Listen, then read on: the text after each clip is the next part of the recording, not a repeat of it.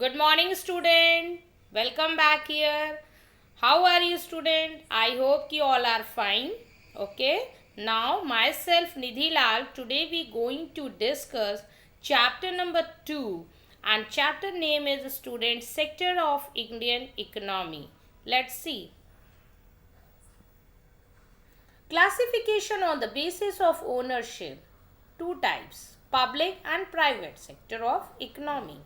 Now, one by one discuss student. Public sector. The government owns most of the assets and provides all the services is known as public sector. Just like example of Reserve Bank of India, okay, post office, etc., Air India's, just like the public sector. C. Private sector. Ownership of assets and delivery of service in the hands of private individual or companies, just like example Vodafone, Tata, etc. Okay, let's see example. Would you head to the post office, which is run by the government and considered part of the public sector? Or would you go to a place like UPS or FedEx, which are private businesses? Politicians and the media often talk about the private and public sectors of our economy, but what's the difference? And which one is more effective?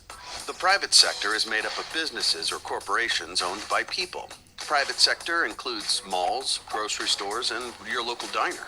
To make a profit in the private sector, businesses must earn our money by offering us products and services that we want or need.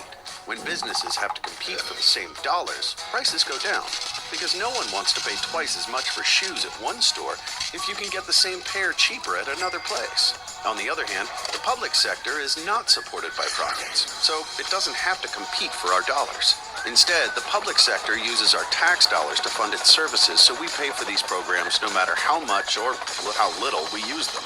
The government decides how our tax dollars should be spent in the public sector.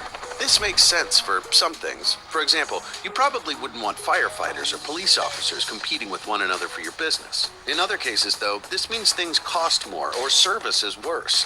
The U.S. Post Office has $100 billion in debt and is regularly bailed out with taxpayer money. And the Department of Motor Vehicles isn't usually known for fast, friendly service. In contrast, private companies know that if they offer poor customer service and don't make money, they'll go out of business.